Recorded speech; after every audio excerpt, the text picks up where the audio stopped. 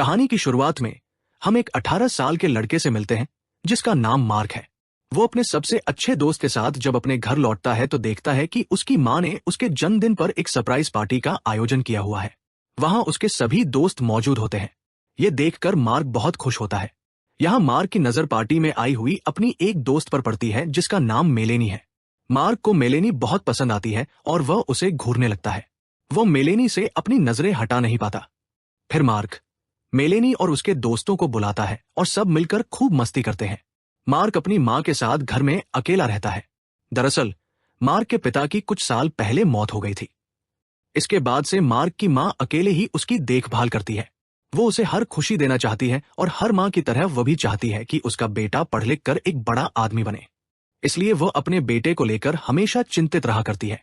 Mark की माँ कई सालों से एक आदमी को डेट कर रही होती है जिसका नाम रैंडी है। उसका घर में आना जाना लगा रहता है। एक रात जब रैंडी मार्क के घर आता है तो मार्क अपनी माँ को रैंडी के साथ डेट पर भेज देता है। उनके जाने के बाद मार्क का सबसे अच्छा दोस्त मेलेनी और उसकी सहेलियां वहां आ जाती हैं। ये लोग ड्रिंक करते हुए खूब एंजॉय करते हैं। मार्क का दोस्त मेलेनी की एक सहेली से दोस्ती कर लेता है और उसे किस करता है, लेकिन मार्क और मेलेनी चुपचाप बैठे रहते हैं। तभी अचानक घंटी बजती है।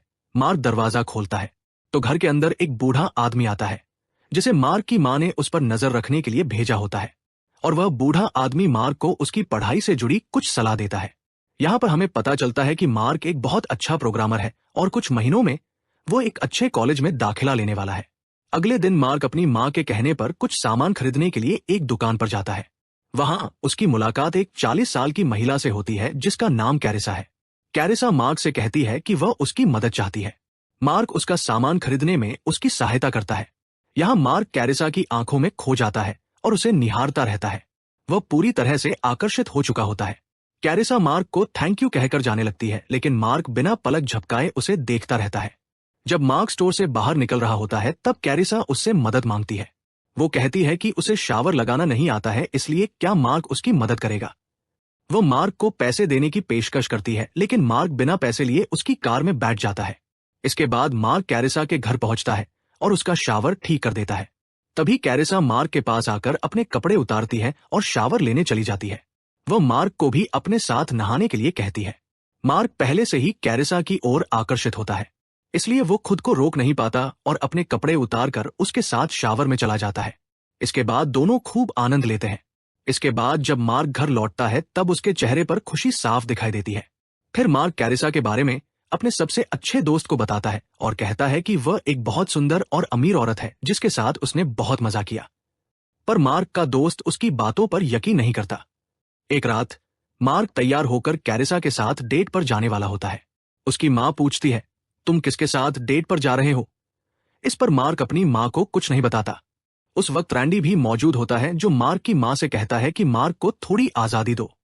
इसके बाद मार्क घर से निकलता है और कैरिसा मार्क के घर के बाहर कार लेकर आई होती है। मार्क उसके साथ चला जाता है। दोनों एक रेस्टोरेंट में पहुंचते हैं जहां खाना खाते हुए वे खूब बातें करते हैं। अब मार्क कैरिसा से पूछता है, क्या तुम्हारी शादी हो चुकी है? इस पर वह बताती है, पर मेरे पति अब इस दुनिया में नहीं है। ये सुनकर मार्क को दुख होता है। फिर मार्क कैरिसा को एक ऐप दिखाता है जिस पर वो कुछ सालों से काम कर रहा था। ये ऐप कैरिसा को बहुत पसंद आता है। वो मार्क से कहती है कि मेरा एक दोस्त सॉफ्टवेयर कंपनी में काम करता है, मैं उससे तुम्हारे ऐप के बारे में बात करूंगी। ये सुनकर मार्क खुश हो जाता है, लेकिन कैरिसा उससे कहती है, इसके लिए तुम्हें कुछ बड़ा देना होगा। इतना कहकर कैरिसा बिल का भुगतान करने के लिए चली जाती है। मार्क की माँ उसे चेतावनी देती है, तुम कैरिसा से दूर रहो, वो अच्छी औरत नहीं है। लेकिन मार्क उसकी बात को गंभीरता से नहीं लेता। अगली सुबह मार्क की माँ उससे पूछती है, कल रात तुम इतनी देर से घर क्यों आए थे और कहाँ थे? माँ को लगता है कि कहीं मार्क गलत रास्ते पर तो नहीं चल पड़ा या नशा तो नहीं कर रहा है, लेकिन मार्क अपनी माँ से ठीक से बात नहीं करता और वहां से चला जाता है। अब मार्क अपना ज्यादातर समय कैरिसा के साथ बिताने लगता है। वह उसके घर पर जाकर उसके साथ एंजॉय करता है। दोनों को साथ में समय बिताना बहुत अच्छा लगता है। मार्क के लगातार बाहर रहने से उसकी माँ को लगता है कि उसका बेटा उससे दूर होने लगा है। वह मार्क को लेकर बहुत चिंतित रहती है। जब वह मार्क के फोन को चेक करती है तो उसे कैरिसा का नंबर मिलता है। इससे उसे लगता है कि मार्क कॉलेज की किसी लड़की को डेट कर रहा है, इसलिए मार्क की माँ कैरिसा को फोन करके डिनर पर घर बुलाती है। यहाँ हम कैरिसा को देखते हैं जो अजीब हरकतें कर रही होती है और खुद को जबरदस्ती थोपने की कोशिश कर रही होती है, यानी कि वह एक तरह से साइको है। फिर कैरिसा तैयार होकर मार्क के घर आती है। मार्क उसे देखकर हैरान रह जाता है। यहाँ मार्क की माँ को पता चलता है कि उसका बेटा जिस कैरिसा को डेट कर रहा है वो उसकी ही उम्र की महिला है। इससे वो पूरी तरह से हैरान हो जाती है। उसे कैरिसा बिल्कुल भी पसंद नहीं आती। फिर रैंडी भी इन लोगों के बीच शामिल हो जाता है और सब लोग डिनर करते हैं। यहाँ कैरिसा मार्क की माँ से कहती है कि उसके बेटे ने एक ऐप बनाया है जो काफी बेहतरीन है और आगे चलकर वो अपना खुद का बड़ा बिजनेस शुरू कर सकता है। कैरिसा सुझाव देती है कि इसके लिए मार्क चाहे तो कॉलेज छोड़ सकता है, लेकिन इस बात से मार्क की माँ बिल्कुल भी खुश नहीं होती। वो नहीं चाहती कि उसका बेटा कॉलेज छोड़कर अपने भविष्य के साथ खिलवाड़ करे। कैरिसा यहाँ जवाब देती है, मार्क अब बड़ा हो चुका है, उसे अपना फैसला खुद लेना चाहिए। इस बात को लेकर कैरिसा और मार्क की माँ में बहस हो जाती है। मार्क की माँ गुस्से में कहती है कि तुम मेरे बेटे का इस्तेमाल कर रही हो। वो कैरिसा को भला बुरा कहती है। ये सुनकर कैरिसा घर से निकलकर जाने लगती है, लेकिन मार्क उसे रोकने के लिए आता है। तब कैरिसा मार्क से कहती है, जब तुम्हारी माँ मुझे इतना कुछ कह रही थी तब तुमने कुछ क्यों नहीं कहा। कैरिसा यहाँ मार्क को उसकी माँ के खिलाफ भड़काती है और कहती है कि तुम अब बड़े हो चुके हो, तुम्हें अपना फैसला खुद लेना चाहिए। हर चीज में तुम्हें अपनी माँ पर निर्भर नहीं रहना चाहिए। इसके बाद कैरिसा मार्क को अपने साथ कार में बैठाकर अपने घर ले जाती है। यहाँ मार्क की माँ गुस्से में होती है और वो मार्क से बात करना चाहती है, लेकिन वह उदास होकर अपने बेटे को जाते हुए देखती रहती है। इसके बाद कैरिसा और मार्क कैरिसा के घर पहुंचते हैं। इधर मार्क की माँ कैरिसा के बारे में ऑनलाइन रिसर्च कर रही होती है। वहां उसे एक आर्टिकल मिलता है जिसमें यह पता चलता है कि कैरिसा की शादी एक बहुत बड़े अमीर आदमी से हुई थी, लेकिन कुछ सालों के बाद उस बूढ़े आदमी की लाश घर में मिली थी। सबको लगा कि यह बूढ़ा आदमी आत्महत्या कर चुका है, जिसके कारण उसकी सारी जायदाद कैरिसा को मिल गई। यह सब देखकर मार्क की माँ को अपने बेटे की चिंता सताने लगती है। अगली सुबह ही वह कैरिसा के घर मार्क को लेने पहुंचती है, लेकिन कैरिसा उन्हें घर के अंदर आने नहीं देती। इस पर मार्क की माँ कहती है, मेरा बेटा एक दिन तुम्हें छोड़ देगा। यह सुनकर कैरिसा जवाब देती है, मैं मार्क को ऐसा सिखा दूंगी कि वो तुम्हें छोड़कर मेरे साथ रहने लगेगा। यह सुनकर मार्क की माँ गुस्से में वहां से चली जाती है। इसके बाद कैरिसा मार्क के पास आती है और कहती है, अब तुम इस बड़े घर में मेरे साथ रहो, यहां हमें कोई भी तंग करने नहीं आएगा। लेकिन मार्क उसे जवाब देता है। वो आगे कहता है, मुझे अपनी माँ से दूर रहना पसंद नहीं है, इसलिए मैं उन्हीं के साथ रहूंगा। ये सुनकर कैरिसा को बहुत गुस्सा आता है।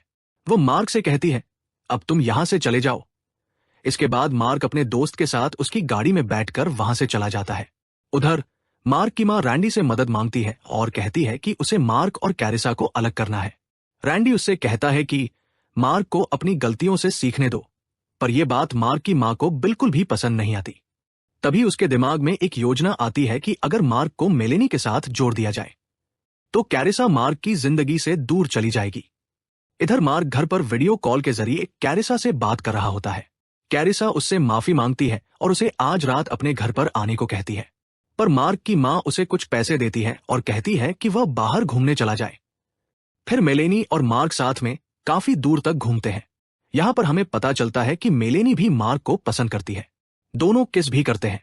वहीं दूर कार में बैठी हम कैरिसा को देखते हैं, जो उन्हें साथ में देखकर बहुत क्रोधित होती है और अंदर ही अंदर जल रही होती है। फिर मेलेनी कार में मार्क को उसके घर छोड़ देती है। जब मार्क घर आता है तब वो बहुत खुश होता है। उसे खुश देखकर उसकी माँ को बहुत खुशी होती है। वहीं मेलेनी जब कार लेकर निकल रही होती है तभी उसकी कार के अंदर कैरिसा छिपी होती है। वह मेलेनी को पीछे से पकड़कर उसके मुंह पर टैप लगा देती है, जिससे मेलेनी बुरी तरह से डर जाती है। कैरिसा चाकू से इशारा करके उसे धमकी देती है कि अगर वह मार्क से दूर नहीं रही तो उसे जान से मार देगी। फिर कैरिसा मेलेनी के गाल पर एक कट लगा देती है और वहां से चली जाती है। इससे हमें पता चलता है कि कैरिसा मार्क के लिए कुछ भी कर सकती है। अगले दिन जब मार्क मेलेनी को कॉल करता है तो वह कॉल रिसीव नहीं करती। इससे मार्क बहुत परेशान हो जाता है। उधर मार्क की माँ रैंडी से मिलने जाती है। तब रैंडी मार्क की माँ से कहता है, तुम अपने बेटे को लेकर बहुत ज्यादा चिंता करती हो, साथ ही तुम मुझे हर चीज अपने हिसाब से चलाने को कहती हो। मुझे नहीं लगता कि हमारा रिश्ता आगे बढ़ सकता है, इसलिए हमें ब्रेकअप कर लेना चाहिए। यह सुनकर मार्क की माँ बहुत उदास हो जाती है। उधर मार्क अपने दोस्त को बताता है कि वह कैरिसा से ब्रेकअप करने वाला है क्योंकि उसे मेलेनी के साथ रिश्ता बनाना है जिससे वह सच्चा प्यार करता है। ये सुनकर मार्क का दोस्त कैरिसा के घर जाता है इस उम्मीद में कि कैरिसा उसे बॉयफ्रेंड बना लेगी क्योंकि मार्क उससे ब्रेकअप करने वाला है। पर जब कैरिसा को ये पता चलता है कि मार्क उससे दूर होने वाला है तब वो कुछ बड़ा करने का फैसला करती है। उधर मार्क जब घर पर होता है तब उसके पास कैरिसा का वीडियो कॉल आता है। कैरिसा उसे बताती है कि तुम्हारे ऐप को देखने के लिए मेरा एक दोस्त जो सॉफ्टवेयर कंपनी में काम करता है वो रात में आने वाला है, इसलिए तुम्हें रात में मुझे कार से पिक करके आना होगा। मार्क जाने से मना करता है लेकिन अंत में उसे कैरिसा की बात माननी पड़ती है। रात में मार्क जाने से पहले अपनी मां को बताकर निकलता है। कैरिसा के घर पहुंचने के बाद वह अपने ऐप के बारे में कैरिसा के दोस्त को बताता है। यह सुनकर कैरिसा का दोस्त कहता है कि ऐसा ऐप पहले से मार्केट में मौजूद है, लेकिन तुम्हारी काबिलियत देखकर हम तुम्हें एक जॉब ऑफर कर सकते हैं। कैरिसा के दोस्त के जाने के बाद मार्क कहता है, मैं अभी जॉब नहीं कर सकता, पहले मैं कॉलेज पूरा करूंगा। इसके बाद मार्क वहां से जाने लगता है। ये देखकर कैरिसा को एहसास होता है कि मार्क को अब उसमें कोई दिलचस्पी नहीं है। गुस्से में वो मार्क के सिर पर बियर की बोतल मार देती है, जिससे वो बेहोश हो जाता है। जब मार्क को होश आता है तो वो खुद को एक कमरे में बंद पाता है। उसके हाथ पैर बंधे होते हैं। कैरिसा वहां आकर उससे कहती है, तुम अपना काम निकालने के बाद मुझे छोड़कर जाने वाले थे। वो मार्क को टॉर्चर करने लगती है और उससे ये भी बताती है कि उसका पति दूसरी लड़की के साथ उसे धोखा दे रहा था, इसलिए उसने अपने पति को मार डाला। ये सुनकर मार्क डर जाता है और रोते हुए कैरिसा को उसे छोड़ने की विनती करता है, पर कैरिसा उसके शरीर पर चाकू से कट लगाती है, जिससे उसे बहुत दर्द होता है। और अब देखते ही देखते सुबह हो जाती है और मार्क अब तक घर नहीं आया होता है, जिस वजह से उसकी मां बहुत परेशान हो जाती है। वह मार्क को फोन लगाती है लेकिन कॉल रिसीव नहीं होता। तब वो रैंडी को भी सब कुछ बताती है और फिर कैरिसा के घर अपने बेटे को ढूंढने चलती है। कैरिसा मार्क की मां को घर के अंदर बुलाती है और उससे कहती है, अगर तुम अपने बेटे को देखना चाहती हो तो अपने हाथों में हथकड़ी पहन लो। मार्क की मां के पास कोई और विकल्प नहीं होता, इसलिए वो हथकड़ी पहन लेती है।